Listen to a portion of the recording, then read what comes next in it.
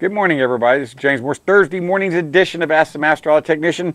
And last couple of Thursdays and Fridays, I've been out, and we have been doing reruns. So Rob Lapham's had to actually break for me for the last couple of weeks. So I hope you've appreciated that, Rob. How you doing this morning? I'm doing sort of fine, but when you came back, you brought all this rain with you, and but welcome back, James. We're certainly glad to have you back in the saddle. I'm glad to be back here, too. Well, I've been seeing something. I know you ran for District 2 against Neil Dunn 2 years ago, and today I read in the paper there's a Democrat challenger that sounds like he may, he's got some smarts. When I say smarts, I mean he's been a speechwriter for President Carter. He's been national security. He's a little upset how Trump is handling Putin and Kim Jong-un. And I'm sitting here going, it's going to be an interesting debate this year between Neil Dunn and this gentleman. Yeah, there's something else on the Democratic side. I think you got to get through the Democratic primary for District 2 first. But, it'll be interesting. Oh, did you drop off? Call back. Hopefully he calls right back. I just love it when the rains happen. It's kind of like if you have Dish Network and you're watching television when it rains, it sometimes drop off. All right, are you back? No, he's gone. Are you still gone? Maybe we'll call back in just a minute.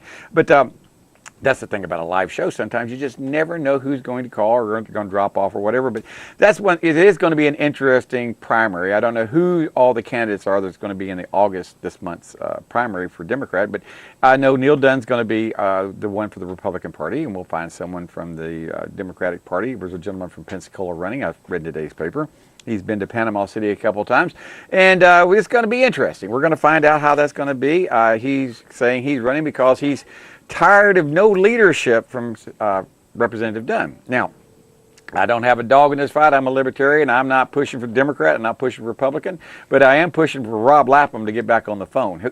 Rob, are you back again?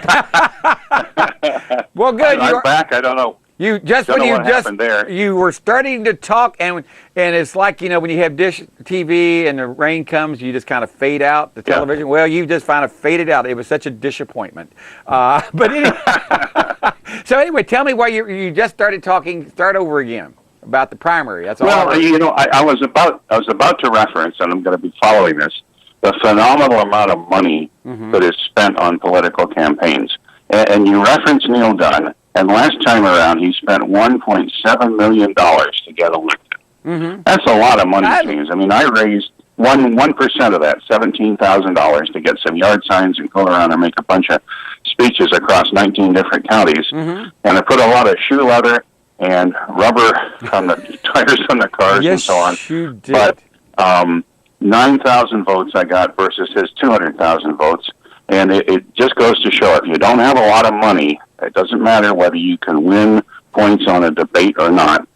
Money's what it's all about. It is. So he had that. Now he's the incumbent. He can or probably has raised more. And one of the things I'm going to be looking at in the coming election, certainly at the federal level, both congressional and also U.S. Senate, is the amount of money. And that's on FEC.gov. You can go up to FEC.gov and punch in Florida and see how much money is being raised and spent. They have to report every few weeks what they're doing. That's correct. On the money side. Yes. It's not. It really is unfortunate that that money can buy so much. And I don't mean to say that a person whose political philosophy was alien to everybody else's could get in just by spending money. We saw in the 2016 election, our former Governor Jeb Bush was the biggest spender in the Republican primaries by far, and of course he got nowhere, no traction. And it's not as if he was a radical or anything; he just didn't have the message that Donald Trump had. So now, and in any case, I think the bottom line here in District 2, James, is that after the redistricting, and this goes back to December 2015. The makeup of the district was changed. The incumbent Congresswoman Gwen Graham didn't even decide to run for her seat because a Democrat was not going to win it. It was just the way the new boundaries were drawn. I call it gerrymandered. So it was gerrymandered all the way down to what Ocala is. District 2 runs almost to the city limits of Ocala. That's true. Right down to the Ocala city limit. That was the southeastern boundary. the northwestern boundary was Bonifay in Holmes County. Yeah. And that's the largest. And then that's the largest district in the entire state of Florida. It's District 2. Is District 2, not number of people, but the number of square miles. Did we lose him again, Anna Marie? Yeah. I tell you what, I'm going to have to talk to our telephone company about this. This is terrible. But he'll call back here in a minute. But you know, I know this is the car show, and we talk about it, but believe it or not, this affects what you buy for, how much you pay for gasoline, what's going on in the cars you're purchasing, the kind of car you're getting. Believe it or not, what they do in Washington affects you here locally. If you don't believe me, look at the speed limits that are on the highways. Who do you think makes those? It's decided by the National Highway Safety Traffic Administration. They determine what's the maximum speed on highways, plus the state legislatures. If they don't agree, the state doesn't agree with the federal or vice versa, guess who trumps? The state does not trump. I know we have the 10th Amendment out there, but we found out how that was ruled invalid back in 1861. I hear Rob calling back again. But that's the point I'm trying to say. All these rules that take place in Washington affect you in the local area here. The type, how much you pay for gas, how much taxes on your gas, what are the additives in your gas. Okay, I got Rob Lapham back here again. Rob, you were right there. You were talking about gerrymandering, and we had disappointment again. John, I swear, James, I paid my phone bill. Really, I did. I know you did. I paid mine too. All right, so gerrymandering the districts is a large district, and we're talking about how it takes a lot of money to win this right here. He is the incumbent. Gwen Graham did not run again. Her reasons was she was going to take care of her husband who was sick. And a lot of people in the Republican Party and other parties said, well, it's because they redrew the boundary lines, taking Tallahassee out of the equation. That was one of the reasons. Is that what you were saying? Yeah, and Tallahassee is split into two parts. Basically, South and West Tallahassee is part of our district, okay. District 2. All right. And North and East Tallahassee is part of District 5, which is kind of a strip that runs all along the top edge of Florida all the way to Jacksonville. So anyway, there are those two different districts. But I don't, Gwen said she needed to take care of her husband, but then she continued to work on what she has now embarked on, which is running as a Democratic nominee for governor. So I don't buy the bit about needing to take care of her husband. She just decided to get out of District 2 because she knew she couldn't win. So. Well, it's all politics are local, believe it or not. I tell people this all the time. What happens here locally affects what happens in Washington, D.C. I was talking... now you're cutting out on me. Can you hear me? Yeah, I can hear you. Please stay with me. Can you hear me now? This is going to be a bad day, I can tell on telephone. We lost him again, did we not? Yes. Would that tell you what? This is just... We're going, when it rains, it pours, literally. It sounds like a country song out there, but it is amazing. But these things affect us locally. Gas prices on cars, the amount of ethanol in fuel, all these things take place in Washington, D.C. They take place in Tallahassee as well. So when people don't pay attention to what's happening in their local politics, and of course they don't pay attention that's happening in national unless they see a bit on television, but all these things affect the type car you drive, the type gasoline you use, the type oil you put in your engine, the type of tires, the safety requirements on the tires. All these people that we put into office affect these things for us. So I'm tying it back to cars. This isn't a political show, but it does affect you. And the people we put into office are supposed to represent the people. Now, that's why we are a republic and not a democracy. I don't care what you hear from the left or from the right or from the news media. We are not a democracy. I don't care how many times you hear it. We are a constitutional democratic republic. That's a big difference out there. What's the difference? Okay, a democracy is two wolves and a sheep deciding who's going to be for lunch. Who do you think is going to win? The wolves are going to win because they're a majority. There's two of them and one sheep. So that's a democracy. A republic is two wolves and a sheep arguing what's for lunch, but the sheep has an AK-47 and an unlimited supply of ammunition, so his rights are not going to be violated by the majority. That's the difference. Just because majority wins doesn't mean that you're covered, you have exclusive rights. There's a big difference between legal and moral. Yeah, big difference. There are some laws out there that, in my opinion, are immoral. And we'll talk about that later if you want to. There's some laws out there that that I think that the government doesn't have any business being into. They don't. They don't have any business sticking their nose in my bedroom or my bank account, but they do both of them. So the point I'm trying to say right here is if people don't get involved locally, you're going to have problems in the national level. We've got it right now. We got the most divided nation I've seen. I shouldn't say that. I remember a few divided times when I was growing up, like when Reagan came in office. I remember the Republicans couldn't stand him. They thought he was from the devil Beelzebub. Kind of same way they feel about Trump. Now, sometimes there's some things I kind of agree with. Sometimes he does seem to embellish a little more, and he's not much of a statesman, I will say that. But he does speak on what's on the mind of a lot of the people out here. He seems to speak like us, common folks, so to speak. He's anything but common, that's for sure, because he came from a very wealthy family, so he has money. Nouveau rich, some people may call it. But the point being is he is our president, whether you like it or not. I don't like the idea that who was the president before, but I respected the office. It was Mr. President. I may not like you, but Mr. President, this is it.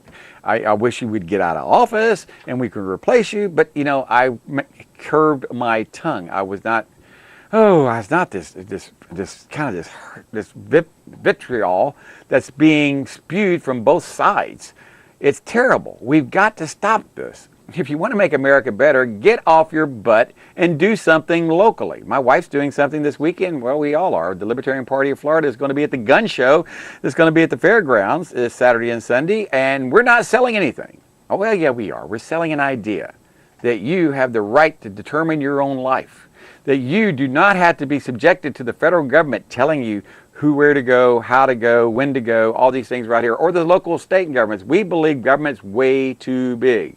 We think government should be cut down a bunch of notches. We don't like the idea of government, even locally. Every time you turn around, we got to hire 15 more people. You see it in the paper all the time. That's growing government. Can't private industry do that? Can't that be contracted out at a more reasonable price where you're not having to pay retirements and pensions for people for the rest of their life? Because once you get a job in government, do you get out? Of course not. The only way you get out, you don't even get fired. I've seen people, they've worked for me in the past. I had to let them go after about 6 months. They were lazy. They got a job working for the government. They're still there. They're still lazy. They haven't changed. That's my point. That's growing government, and it's very insidious. Insidious. It's very insidious. It's because it kind of creeps in. You don't think about it. Every time you look in the paper, Panama City Beach wants to hire 15 more policemen and 14 more employees. That's growing government. Honest, it is. It really is. It's just amazing what we're seeing out there. I want to see government smaller, and I want to see government more effective. And the best way to get government more effective is get rid of so much of it. And that's one of the reasons I am a libertarian, and that's one of the reasons my wife and I are going to be at the gun show this weekend explaining to you the difference between the Republicans and the Democrats. They're two wings of the same bird. They only look like they're different when they're talking. There's no difference between them. One wants to go towards the end at 100 miles an hour. The other one wants to go towards the end at 95 miles an hour. Just a little faster than the other. All right, this is James Morris. We'll be right back. Brian Armstead is going to be calling about the 2019 Kia Sorento. I've had customers come in and ask about it. It's a different car from the previous Sorentos. Guaranteed. Beep, beep, beep, beep, yeah! If you want the best deal in town for tires, you need to call Baytown Tires at 873-8900. Hanson and the guys at Baytown Tires take pride in serving Panama City for over 20 years. Baytown Tires on Highway 98 in St. Andrews. All service work backed by a nationwide warranty. Water is too powerful to fight alone.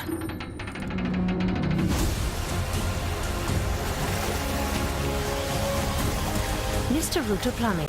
Sink, shower, and toilet emergency drain services. All right, welcome back, everybody. I have someone you haven't heard from in a while, and it's Brian Armstead. He's been a little under the weather lately, and I hear he's back. I don't know if you're back in rare form now, but I'm glad you're calling on the phone this morning. Brian, how are you doing? Well, I'm getting better. Good. It's been a bit of an ordeal, but by God's grace, I'm here, and thankful to be able to call in this morning. How are you doing, James? I'm doing great, sir. I really am. You talked to me, you wrote me last night and said you're going to be talking about the 2019 Kia Sorento, and I had a customer walk in yesterday, I believe, or day before yesterday, and say, I'm looking at buying a car to put my wheelchair lift on, and I was thinking about buying a Kia Sorento. And I said, well, I've got a 2008, but that's a rear-wheel drive, and I know the 2019 are front-wheel drive. And so tell us what you found out about the 2019 Sorento. Well, pardon me, it's vastly improved over the 2018 model. Oh. And the 2018 model was really good. It's just a better vehicle all around. I mean, it's just really a very capable vehicle. Now, you spoke about the Sorento being available only as a front-wheel drive. Mm-hmm. Well, that's only if you buy the base L trim. Oh, okay. They have different trim specifications for the Sorento: L, LX, LXV6, EXV6, SXV6, and SXL-V6. Wow. And, of course, as you go up in trim level, you go up in price. Okay. The base L has a 2.4-liter direct injection engine outputting 185 horsepower and 178 pound-feet of torque. And then when you get to the V6 models, it's 290 horsepower, outputting 252 pound-feet of torque. And everything above the L trim is available with either front-wheel drive or full-time all-wheel drive. So this is a 50-state car. It's very capable off-road. And I mean, even if you're up in the, even with all-wheel drive, if you're up in, let's say, Minnesota or you know, Sault Ste. Marie, then you know, if you get a great set of snow tires, you can deal with most of the winter. I mean, you can't go out in blizzards. Oh, yeah. You know, you need a full-time four-wheel drive with locking differentials for that kind of activity. But this is very much a 50-state car if you outfit it with the right snow tires in the far northern climates.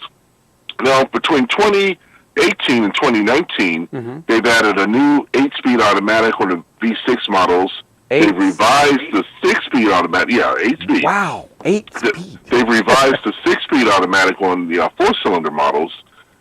You can now get 7-passenger, 3-row seating on all trim levels. So on your base L, you can get it all the way up to the SXL V6. It's been redesigned front and rear. It's a beautiful SUV. It's very sleek. When you look at it, I actually forgot they were dropping it off, and I have so many cars in my driveway right now. They parked in front of the mailbox, and I looked out the window. I'm like, who blocked my mailbox like that? I said, it's a good-looking car. And then I went outside and saw the California plate on the car and realized it was for me. It's just good-looking. Tell me what good-looking. Okay, now I know you've driven a lot of Sorentos over the years, and a lot of Kia. I mean, lots of cars. I mean, I remember the Kia Stinger was one that I still think is a sharp-looking car. But Kia's come so. I mean, in the last few years, you've seen a remarkable improvement in the quality and finish of these vehicles and safety. I mean, it's incredible. It's incredible. You Yeah. hit the nail. You hit the nail right on the head, James. I'm actually in the car. I'm behind the wheel. I like doing this program via Bluetooth because I can actually put my hands on everything and talk about it. You know, it's like you're in a upper-end German luxury car because you've got beautiful soft leather on the armrest and across the dash. You've got stitched leather across the dash. You have a leather steering wheel. You've got beautiful plastic trim, but it looks like metal across the front of the dashboard and the center console. The gauges are clear. You've got a comprehensive trip computer. You've got full telematics with Android and Apple CarPlay, crystal clear telematics, good Bluetooth because you sound good, and I hope I sound good. You to the sound really listeners. good. I mean, I thought you were talking to your cell phone. I mean, it sounds really great. I mean, no great. problem. I've got panoramic glass above me, which just lets in a lot of light. My trim level, the SXL, has a really kick-butt Harman Kardon Quantum Logic surround sound system. It sounds awesome. Just a lot of upscale features. My tester comes in at $48,000, but when you know, it seems like a lot of money to pay for a Kia.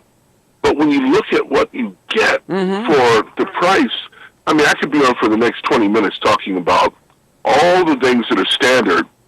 Like, for example, there are 30 or 40 standard options on the L, and then you add another 10 for the LX, another 5 for the LX V6, Wow. another 15 for the Limited, another 20 for the XV6, and another 20 for the SX V6. So you literally have a full page.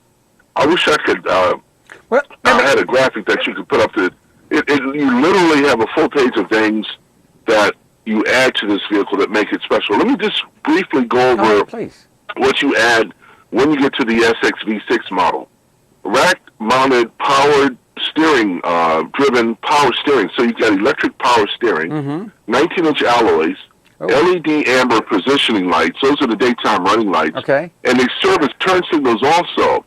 So on some cars, you'll have a white LED daytime running light, and then when you need to turn on the turn signal, that white light cuts out so that you can differentiate between the two lights. Well, with Kia, the amber light serves as the daytime running light, and when you turn on the left or the right turn signal, that light simply flashes. It's a brilliant approach to a daytime running light. Yeah. The amber daytime running light looks hella cool. It's just really, really a nice front-end attribute, accoutrement.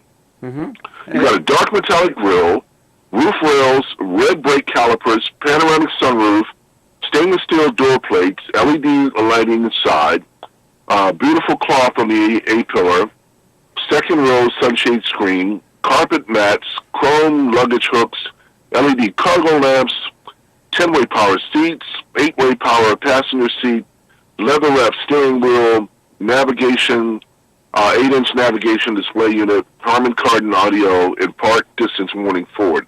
That's just what you add on the SX-V6. Then the EX-V6, the trim level before that, you add all the safety goodies, park distance warning, forward collision avoidance, forward collision warning, lane keep assist, lane departure warning, smart cruise control. So, I mean, for your $48,000, you got one heck of an automobile that seat 7 Yes. is an IIHS Top Safety Pick Plus. So that's like the top of the heap It is. in terms of the safety awards. And you know, it's got the nation's best warranty, 10 years, 100,000 miles. I mean, it's really a no-brainer. The only thing with Kias and the only thing with Hyundai is their corporate cousin is that they tend to lose value over the years. Yes. If you buy one, buy it. I think if you lease it, you can still get a good residual at the end. But if you plan on keeping your car for a long time, then the Kia is a great one to buy because you're going to lose. But like the Cadenza, for example, loses a lot of value over the years. It's a serious sedan. It's a great automobile, but for some reason it never caught on. But if I were to buy, if I were to get into a Kia, I would probably buy it. And they don't have their appreciation and residual rates are growing, not the best in the industry, but they do have top J.D. Power scores. So they've come from the worst in the J.D. Power surveys to at one point they were at the top. I'm not sure if they're still at the top, but they're if they're not at the top, they're in the top 3 for J.D. Power customer satisfaction scores. Just a terrific automobile. Only thing I know is when we bought our Kia, we bought a brand new Kia back in 2008 at the end of the year because it was a tax decision, and we've had it ever since. And we loan it out to customers to take, for their car as a loaner car. And it doesn't have all the things. It doesn't have the lane departure and collision avoidance. It doesn't have any of those things. But that was back in 2008, and it was 5-star crash rated 2 back in 2008. That Kia was. So Kia has kept up and made things better and kept up with the times. That crash avoidance and lane departure, those things right there are lifesavers. I mean, they really are. They are lifesavers. They're critical. They are. I have people ask. Yeah, go ahead. Even the LX model adds blind spot collision warning and rear cross traffic collision warning. So at every trim level, you get a good measure of safety. The L comes in at $25,990. And again, if you want to fully trick it out, then you go up to the SX or SXL V6, and it's just a great automobile. I could see myself owning a Kia Sorento, so that should be a statement for you in terms of how strongly I feel about the company, I think they do a good job with reaching out and keeping their consumers happy. I've sold a lot of Kias too. I've convinced a lot of my friends and family to buy Kias, and they're all happy with their purchases. Yes, I agree. I have people the same way. I've had lots of people buy Kias over the year, and I don't think I've had anyone complain about the vehicle per se. I mean, they've had some problems with some minor problems, but pretty much it's a very dependable, safe vehicle. Yes, indeed. Yes, indeed. I'm very, very pleased. I just wanted to take a moment to, I know I got a couple of minutes left, but I got into this business 20 plus years ago, and I had the pleasure of meeting and actually working with the Washington Post correspondent, automotive writer Warren Brown. Warren passed this week. As a matter of fact, buried him yesterday. And I just wanted to thank Warren. I know you're up in heaven listening. I just wanted to thank Warren and all of his readers over the years. And he taught so many of us minority journalists, African American, Asian American, Latino American,